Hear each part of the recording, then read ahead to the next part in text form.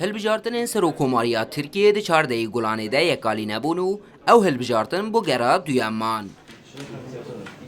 Xebatên Hevpeymaniyên Millet û Cumhur ku berbijêrên wan di gera duyem de jî rikaberiyê dikin, ji bo bi destxistina postê Serokkomariyê berdewamin. Serokkomarê Tirkiye û berbijêrê Hevpeymaniya Cumhur Recep Tayyip Erdogan, roja çarşemê li gel berpirs û endamên partiya xwe civînek saz kir û derbarê gera duyema hilbijartinan de peyamek arasteyî dengder û alîgirên partiya xwe kir. Cumhurbaşkanlığında aldığımız %49,5 Parasına cesedî 49.5 dengên gome di hilbijartinên Serokkomariyê de bi dest xistin ew ji dest nedana yek ji wan dengan dê karê me yê serekeve.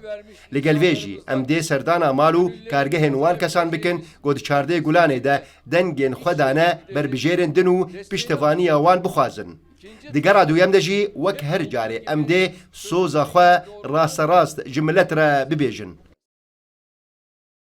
Serokên şeş partiyên Hevpeymaniya Millet jî roja çarşemê bi mêhvandariya berbijêrê xwe Kemal Kılıçdaroğlu li ser nexşereya gera duyema hilbijartinan li Enqerê civîneke krîtîka derdora sê demjimêran saz kirin.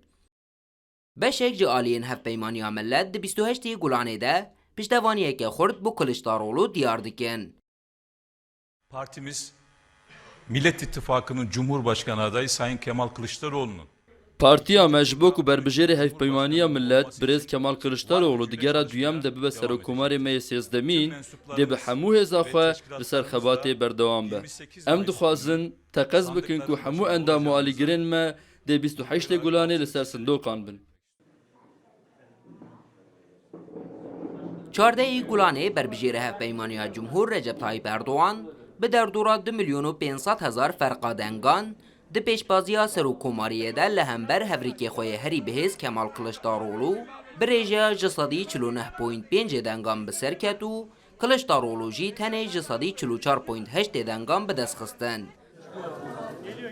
Berbijêrê Hevpeymaniya Ata Sinan Oğan ku hevpeymaniya wî li ser bingehê nijadperestiyê hatiye avakirin, bi ji sedî 5.1 dengan hilbijartin bû gera duyem hiştin û niha jî dengên xwe wekilîla yekalîkirina postê Serokkomariya Tirkiyeyê dibîne. Ferdî Sak, Rûdaw.